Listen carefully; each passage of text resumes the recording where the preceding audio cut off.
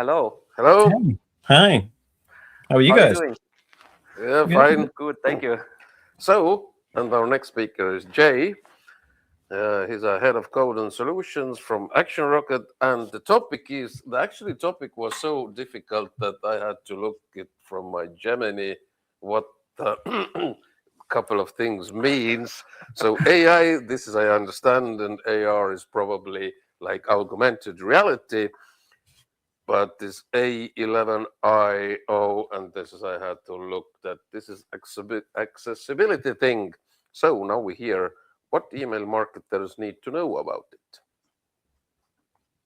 Thank you. Cool. I've got my screen to share. Can that be shared? Yes, one moment. Cool. There All we go. right, Great. Thank you. the stage is yours. Thank you. Yeah, so I'm Jay. I'm head of code and solutions at Action Rocket. So we're a CRM agency based in the UK, but we work with clients worldwide. And essentially, what I get to do all day is play with email. So email code, email interactivity, how email and solutions can help your team do what it needs to do.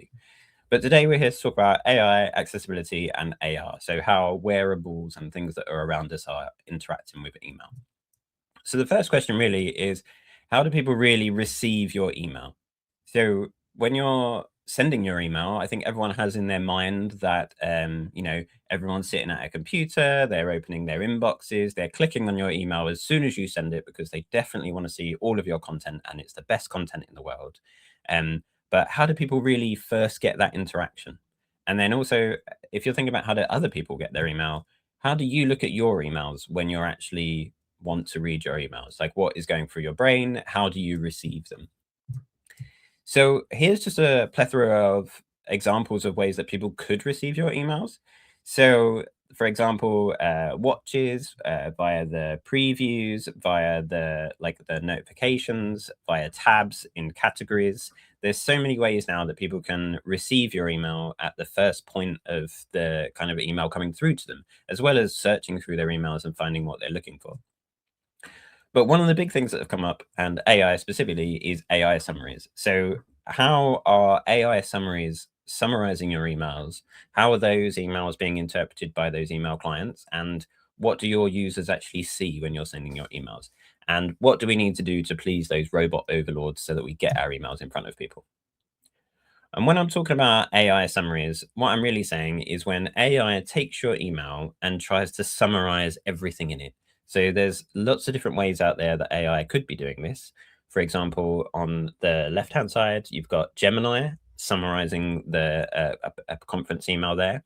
In the middle, you've got Siri trying to summarize an email which doesn't really have much information in it, and it says this message is too short to summarize. And then on the right-hand side, you've also got Gmail automatically pulling information from your email into the preview, or like the what we like to call the envelope. So where your subject line is, your preview text, and then it's also bringing in an image from your email and possibly a deal.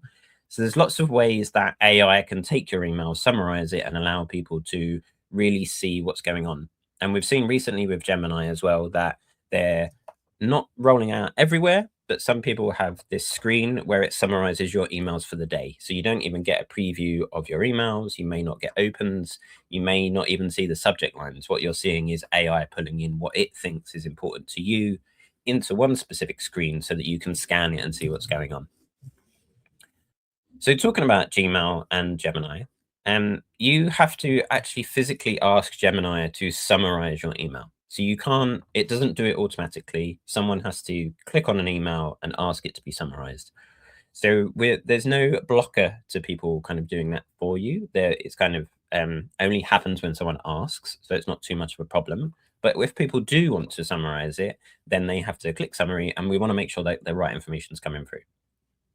But this isn't every Gmail user. It's only available on the paid plans or on the Google Work Suite. So you have to pay for that AI currently within Google and Gmail, etc. So it may not be as big an impact as some people think when you look on LinkedIn or other places where people are talking about email. A lot of people are worried about AI summaries and how that could affect them.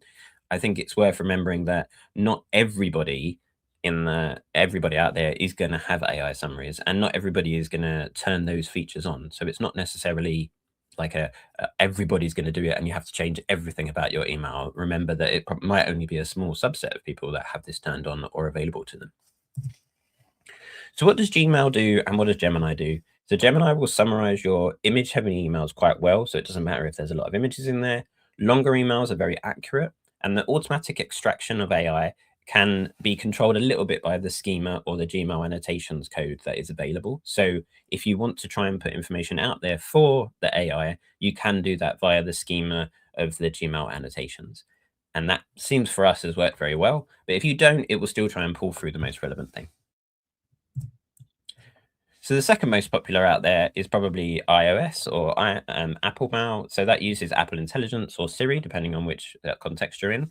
In this way, Apple actually is different from Gemini in that if you have the features turned on, which they are turned on automatically, then it will automatically give the summary to the users. So someone who is opening your email or wants to learn from your email, they don't have to click on summarize or get more info or anything like that. Apple have decided that they just think this is the best thing for everybody, so they're just going to put it in there. And the first thing is the preview text. So everybody has your sender name and then the subject line. And then underneath the subject line, there's that first bit of text that gets pulled through from your email normally into that kind of envelope before someone opens. And Apple takes that information and puts all the summary in that bit. So you want to be conscious of that. Then when they do open the email, it will summarize it for you. So the middle shot, as shown before, said this message is too short to summarize. So that email was made mostly of images. The only real text in it was the unsubscribe and the privacy policy at the bottom. So the AI didn't have anything to go on, so it just couldn't summarize it. So I guess that is one tactic, but I guess that's not really going to help people receive your emails in a nice way. The second option, the last one on the right-hand side, sorry, has lots of live text in it. It has a lot of information in it, and it means that the summary can be quite specific and correct. So it's important to think about these things when you're sending your emails. A lot of people, when I spoke to them, are worried about these summaries. And I think it's one of the things that you should really think about is actually it's maybe even better for your emails if the emails are summarized. If someone is flicking through their inbox and they want to find out the information as quick as possible, these AI summaries are actually going to give them loads of information that's very specific to your content. And it may show a bit more information than you were expecting. So if someone opens your email, say in iOS Mail, like the example on the right-hand side, instead of having to scan through the whole email to find the most important parts for them, because Apple has summarized it at the top, that may give them even more reason to actually read the whole email. Whereas before, we know we've only got kind of 8 to 15 seconds to get someone's attention. So if someone opens your email and maybe the first thing they see is a large hero image, it doesn't really entice them. It's not what they wanted. But some content further down the email does actually entice them. They may never see that because when they open it, they think, oh, I'll just go to the next email. But if the summary has summarized what they want, they're automatically going to read the whole of your email. So optimizing for this and thinking about how users will want to see their AI summaries is kind of important. And I think it's a really good thing for us email marketers. Some specific notes on iOS though. So Siri, unlike Gemini, ignores images and alt text. So like you saw in those summaries, if your email is made of all images, or even if it's all images, but you have included alt text, which is a description specifically for the image if it doesn't load, then Siri and Apple Intelligence won't actually summarize it for you. So the only thing that an Apple email will summarize is any live text. So if you're thinking, I saw in Fernando's talk earlier, he was saying like about different ways to combat the design and dark mode and things like that. And a lot of the comments said, oh, we just send full image emails, or we send emails that are mostly made of images. If you do that, iOS will not be able to summarize it. So you won't have a summary. It'll be too short to summarize. So you're losing out on that good summary that could be there, that could entice someone to read through your email. So think about that. But also, if you are sending all image emails, there's lots of other problems, but AI can't summarize it across any platform. So it's really going to stop you from being able to access those people. And if Gemini moves forward with putting the summary front and center when you open your inbox without anyone even seeing your subject lines, then if there's nothing to summarize, it's definitely not going to pull that information through. Apple specifically also ignores emojis. So if your subject line or your text in your email is only makes sense if someone actually reads the emoji, then Siri's not going to understand that. And then lastly, think about your subject line and your preview text combinations, because Apple will automatically summarize it. So the examples down the bottom are from our weekly newsletter, Email Weekly. We had pinch punch. So in the UK, we say pinch punch the first of the month. If you didn't know that saying, maybe you're sending it to people in multiple countries, then just having pinch punch as the subject line and then the Apple summary may not make sense. Secondly, the email from Pokemon below that, the subject line is made up completely of emojis, so Siri is not going to understand that and summarize it. And then the second part, which says last chance Halloween treasures, so that was about their Halloween deal. If that was overwritten with the Apple summary, then maybe the whole reason for that email being sent would be completely missed by the recipient. So make sure your subject line works by itself, even if that preview text doesn't exist. So we were trying loads of different things to try and see how AI summaries were affecting our emails and how that information was being pulled from our emails. And one of the things we thought about was putting information. Where was it getting the information from? Was it taking it from the plain text version of your email? Was it taking it from the HTML version of your email? Was it looking at the first half of your email? If we put something at the bottom of the email, did it pay attention? So we were trying all these things out. And then we also saw this Gmail prompt injection phishing scam. And it gave us a bit of an idea. But essentially, the way the scam worked was the left-hand side is the HTML version. It looks like a password expiry notice. It looks legit, kind of, from Gmail. But on the right-hand side is the plain text version. And in the plain text version, there was actually a prompt written specifically for Gemini to try and trick the person and get more information from them. So when someone clicked summarize in Gemini, it took information from the plain text email as well as the HTML version and summarized it. So that got us thinking, is there a way that we could influence the AI summary by putting loads of information in our plain text version or by putting some specific text hidden within our email? So could we include a hidden prompt in email? The answer is yes, we can. So anyone that's using the preview text hack where you add lots of spaces after your preview text, so things like the view online link or the first piece of text doesn't get pulled into your email, you already have like a section at the top of your email where you have some hidden text which is not visible on HTML. So the first thing we tried was what happens if we put an AI summary within this? So you have your preview text, you then have all of your spaces, and then after that, you place your AI summary. And for the clients that we tested this on, and for the clients that we work with currently, adding a summary of 100 to 150 characters, or 100 to 150 words kind of thing, the maximum you could be putting in there is like 100 words. This actually made the AI summary much more accurate. So some of the companies we were working with were financial technology companies, and they had things like offers that they were sending within an email, or they were sending really important updates about their customers' accounts and things like that. So the summaries really need to show exactly what it was. They really didn't want the summaries to say, instead of 50% off, say that you got 100% off or something like that. The summaries really needed to show the correct information. So we worked with them, and by including the summary after the preview text, but still hidden, it meant that in 95% of cases, the AI summary was 100% correct.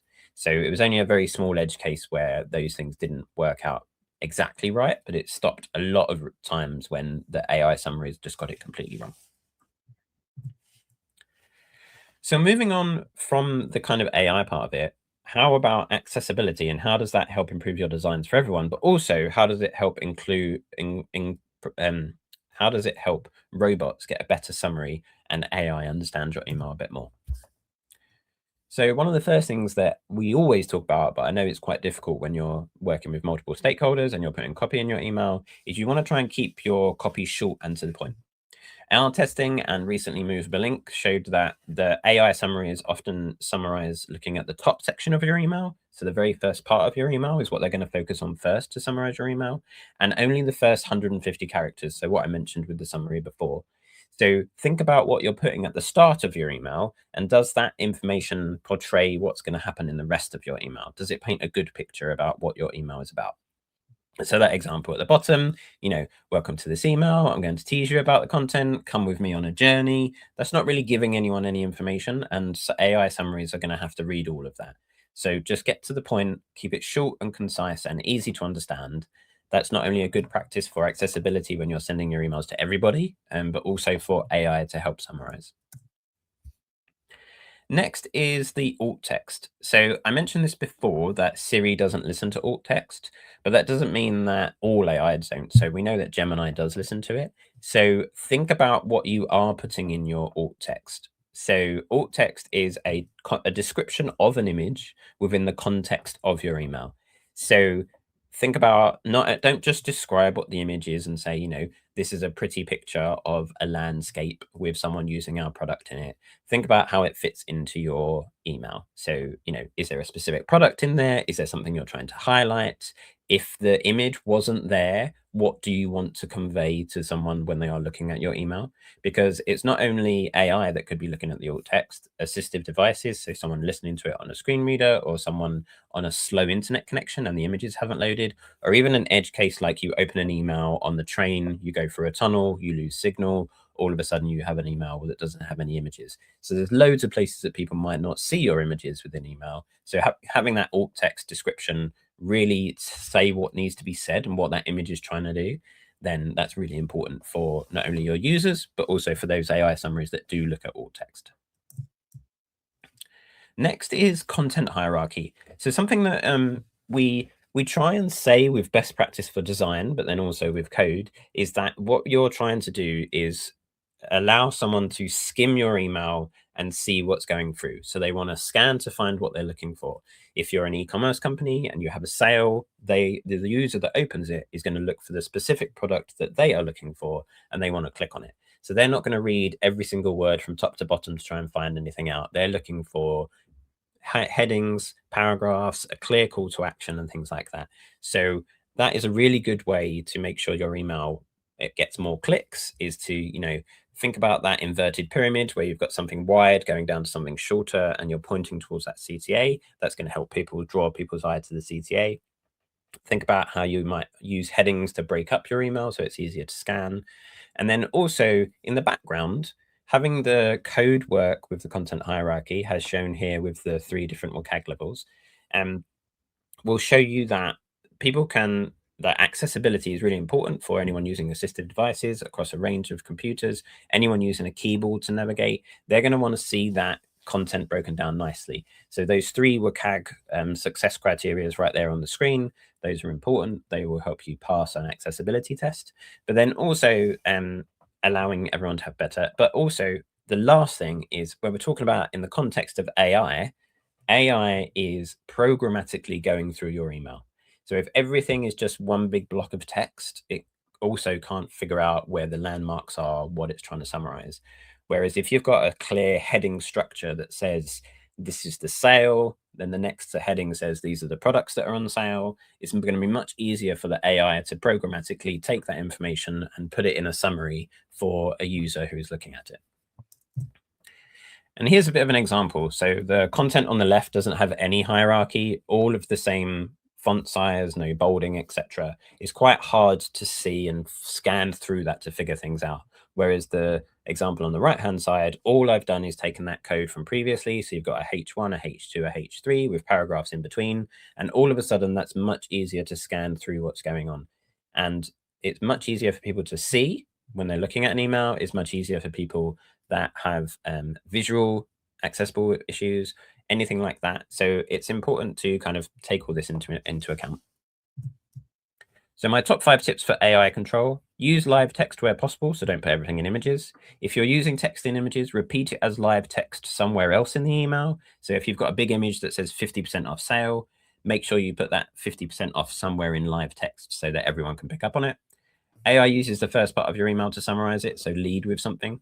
The AI is programmatically looking through, so make sure you keep your code semantic and include a hidden summary, and then make sure the plain text version of your email is accurate and up to date as well. So AI, with AR, sorry, I was kind of thinking about how people are using more things to look at email. And the biggest thing that I've noticed over the past kind of year is wearables or smartwatches. So like I said on the screen, my grandma has one and she just about can use a phone. So I'm very surprised, but she has a smartwatch. So the stats show that 450 million smartwatches worldwide. So there's so many more people using smartwatches, and 50% of 18 to 34-year-olds own a smartwatch in the UK. So it's quite a large proportion of people are using smartwatches. And the tech that's out there is the Apple Watch and the Android. So the Pixel Watch, they're the two most popular across all of the countries. So if you're focusing on, well, how does it work, then this is how it works. And a little snippet there is Apple Watch actually came out in 2015. So it's been 10 years and it's kind of grown massively in how many people have one. So one of the big questions I had when I was talking to people about watches was Apple Watch had a specific MIME type. So a MIME type is when you send your email, you have the plain text version, you have your HTML version. Apple Watch also had its own watch version. So this was a bit confusing for me. So I looked into it a bit more, and turns out no ESPs support it anymore. And I can't find any information from Apple about it. So luckily we don't have to worry about that anymore. So you can just send your email as you do normally with text and HTML, and it will all be shown correctly. And how does your email render on an Apple Watch? Well, the Mail app uses the same rendering as iOS Mail and Apple Mail. So it looks the same. It's basically just smaller. So everything gets shrunk down. So in this case, there was a live interactive game that you could play in this email. Because it works in Apple Mail and iOS Mail, you could actually play the game on your watch. So that's kind of cool. So images are automatically resized to the screen width. Text styling is respected and sizes are kept. Interactive elements with checkbox coding is supported, and it follows the iOS and Apple Mail rendering. On Android, however, Gmail is the default app, and it gets rid of everything. There's no styling, there's no links, and there's not even any images, and it also cuts off your email. So the amazing HTML looks completely different, so keep that in mind. So have a think about how your email might look, but on an Android watch, emails will be stripped back to just the text, and it will just scroll through the text. There won't be any links or anything like that. If you want someone to engage with it, they have to go to their phone. So notes on the Android Pixel Watch. Content is pulled from the HTML version. Images, links, and styling removed. There's a large space at the top after the More button, and it comes after 3 lines of text or 75 characters in your email. So that's another reason why you want to put the most important information at the start of your email as live text. And in this case, you've only got 75 characters to get that information in there. So even less than the 150 that you had for AI. So that's a lot of information about AI summaries and accessibility and wearables and AR kind of thing. So think about it in this way. Make sure that you're following the accessibility and email best practices with design, but also semantic HTML with live text rather than all images. Repeat any important information that's in images. Design your email as if the images didn't work. Short and concise copy wins. Test on all of the devices available to you as often as possible. So I'm not saying you have to test on your Apple Watch every single time you send an email, but check on it every now and again to make sure it works. And then we've included a short hidden summary for AI. It really helps the AI summaries get it correct. And I think it really will help your emails. Cool. Thank you. So yeah, you can contact me on LinkedIn, or my email address is there, j@actionrocket.co. But yeah, happy to talk to anyone with any questions. Thank you, Jay. I have a philosophical question. Don't you think that we are moving towards a future where AI compiles emails for us? I just say in Gemini or ChatGPT, please write an email about this topic, make it 300 characters, include automatically generated images with alt text, etc. I send it out, and then the same AI is reading it and making summaries for my users. Yeah. I mean, we've tried, like, obviously everyone's trying to make their process smoother and quicker. So they've looked at using AI for image generation, AI for copy generation, etc. We've found that you always need a person in the loop. So we're kind of happy that we're still needed at the moment. But also I think as much as we've tried to train AI to understand, say, a brand guidelines, a brand's tone of voice, specifically about what a brand is trying to get across in an email, we still find that it just can't get that extra like emotion. So like Anna was talking about in her last talk, she was saying that, you can have all the data, you can have all the information, but your emotions and your clients or recipients' emotions, and that's what's going to help get that sale or get that click or whatever it is. So AI is not quite there yet. Luckily, we're still kind of needed. But yeah, I understand where you're coming from. Yeah. Yeah. Okay, there are a few questions from the audience also. Roman asks, what percentage of customers use AI summaries? Do you know any information about this? Yeah, so we've seen that the information that Gemini and Gmail release is about 20% of users have access to the AI. So that's everybody that has a Gmail address. So that's not perfect for your specific use case, because maybe 100% of your users who have Gmail will use it, but across the board, only about 20% of people are using those AI summaries regularly. Apple, every single person that has an Apple device, if it's from iOS 15 or later, which is basically everyone in the last few years, they automatically will have those AI summaries turned on, and the preview text will automatically be changed. So even if you're sending to anyone with an Apple device, they're definitely going to get these summaries, unless they have specifically gone in and turned it off in their settings.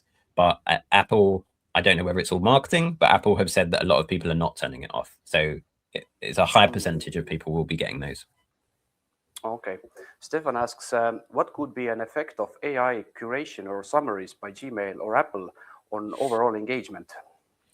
So if you're if the only way you measure how good your email works is through open rates or through click-through rates specifically, then this could affect your engagement, because if the summary just gives someone all the information they need and then they go away straight to the website, or maybe they don't click through your links, then also they may not even open your email, but they will get all of the information from your email, then you're going to notice your engagement dip a little bit, because no open rate, and then also if no one's clicking through specifically on your call to actions, then you're not going to get that specific click. So similar to what we've been kind of saying for a while, if you want to give if you want to say if you want to attribute your email to being the person that got that click or got that sale, you need to be something specific that is only to email. So either an email specific sale, email specific checkout word, or coupon code. Those will all be extra things that someone could say that was only given in email, so there's only way that email made that sale. That's another way to kind of help. But overall, I think of it as a good thing, right? Like, even if, because every brand sends multiple emails. So if you send, say, 10 emails to someone over a week, if they read the summary of your email 10 times and it's great information and it's giving them, they are then more likely to go to your website and make a purchase. Whereas if all they're doing is reading 10 subject lines that say sale now on, they're not going to get all that information. So they may not go and click and buy something on your website. So yeah, you might have to shift how you think what engagement is, but I think summaries are really going to help. Mm-hmm. Yeah, you demonstrated a little bit about prompt injection. Is it possible to instruct some kind of AI agent to make a purchase for me, or go to a website, like hack a little bit in the email? Not that I've found. No, I must say, so basically the prompts that we've seen, because all they do is tell Gemini a bit more information, they're only really affecting those summaries. So you're kind of like, Okay. you're just influencing what the AI will say back to you. But as things go on, there's AI agents, there's more people using things like Claude etc. So there's more chance that these things could happen. And I'm sure someone who wants to get that click nefariously might start trying it, and then we'll see what happens. Okay, but what about those smart speakers that you have at home? I also have Google Home devices, but they don't read my emails yet. Do you think this AI summaries will go there too, or? Yeah, so Apple's ones and Amazon, they do have the ability to read your emails to you. So Yeah. you can ask it. I believe the Google ones can as well, but you have to set it up properly. So, for the Google at home devices, you can set it so that it tells you at the start of your day, it can kind of give you a morning briefing. You can include in that, you can say, give me a summary of my inbox, and it will start giving you a summary now. So there is a little bit of that creeping in, but I must admit, a few years ago, we started to look at how devices like that might take the information from your email and try and include it. But we found that not many people were doing it. So no one's kind of looked into it much further, but yeah, there is a chance, I guess. All right. Maybe I just thought that maybe this is the reason why in Android or in the Google Watch, you just see the text because it's easy for Just to read, yeah. smart speaker just to read it. Yeah. No images, Yeah. no nothing. Yeah, and then you're using the agent, and he was reading the email, and then you say, "Go and buy this shirt for me." I guess you can do that. Yeah. Okay. Fernanda is asking, is it possible to track the wearables percentage usage if we add UTMs, for example, or you told already about this coupon code, but just to see if they are using to read or AI is doing the summaries, I don't know, somehow. Yeah. So specifically for wearables like a smartwatch, so if you have access to open tracking, then on Apple Watch, because it does open your email properly and you can see the images, when it does request the tracking pixel or request an image, the user agent, the headers that are on it do say that it's from a watch. So you will get that information if you have access to that information. So if you use I'm not sure if you use like Litmus or Validity or email, one of those tools that allow you to see the email tracking and what devices are opening it. I'm not sure if they split it out based on smartwatch, most likely not, but they probably have that information and could give it to you. Or if there's any other open tracking out there that you could get all of that information and break it down for you. So you could see how many people are opening on the watch. You can target the watch with a media query. So if you have a specifically small screen size for a watch, then you can do that. But again, that'll only work on the Apple Watch because that actually shows you the email. The Android Watch, because there's no images, no links or anything, there's actually no way of us knowing if someone opens it on a watch for an Android user. And if you do open it on your watch on an Android user and you want to click on a link, within your watch, there's a button that says view on the phone, and then you just open it on your phone, and then you'll go through it as if you were on a phone like normal. So yeah, unfortunately, we can know a little bit about Apple Watch users, but nothing for the Android users. The UTMs would only work if the UTMs are kind of preset already for your links. So it would only work if you could specifically target the device to say, only show this link to a watch, and then you'd get that information. Okay. There is a technical question also. Usually, if you ask AI to make an HTML, it tends to use div system instead of semantic H1 for headers, for example. So using divs is not good for AI, is the question. Yeah, I mean, overall divs, in a general accessibility point of view, if your code is just a load of divs, then it's not going to be accessible. So make sure if you are prompting AI to create any HTML or code for you to say, I want you to follow the best practices as set out in WCAG or the Web Consortium Accessibility Guidelines. But then also you can prompt it to say, thank you for the code that you've given me. Can you please break it out into semantic HTML with headings and paragraphs and A tags or anchor links to make sure that it is semantic going through. But yeah, there's lots of websites out there that are not accessible, and there's lots of emails out there that are not accessible either. So it's just, if you know what you're looking for and you know how to code specifically for accessibility, then that is important, and it will help with your AI summaries as well. Okay. Carolina also asks, do you think there is a possibility that AI agents may treat some emails as spam automatically, even if a recipient agreed to receive one? For example, a clickbait is being used as an email's topic, and Gmail with allowed AI function sends it directly to spam folder or marks the sender as a spammer and puts it on a blacklist. There is a possibility, yeah. I mean, as we all know, what Gmail decides goes in spam is totally, no one knows what that is, right? So years ago, we used to say, if you put free in the subject line, it will put it in spam. Yeah. We know now that it's a little bit smarter than that now. So it's looking for loads of other signals. So from all of the research that we've seen, and we do with our clients, and from everyone I've spoken to, if you've got content within your email that people engage with. That is the highest level of like signal to an email client that it is important and that you want to read it. So if you're sending good content that people engage with, if someone always opens your email, they're more likely to leave it in your inbox. They might even move it to the primary tab if you open it every single time, for example. So like, I mean, this is a bad example, but our weekly newsletter, I send a test to myself every week and I always open it. So it always puts it in my primary inbox because I open it every single week. So obviously, no, obviously most people won't do that unless they're really interested in a specific email. But it shows that if you always click on something and always open it, they will change the behavior based on what you do as a recipient. So there is a chance that AI could try and put things in spam or move things around, but I think there's going to have to be a lot more signals to that email to say that this is spam rather than just a one-off clickbaity subject line or an offer or something like that. I think it's going to be repeated times that you're not going to be doing something that it likes. Okay. One last technical question. I have seen alt text containing "by now" in addition to the description. Is this good or bad? What do you think?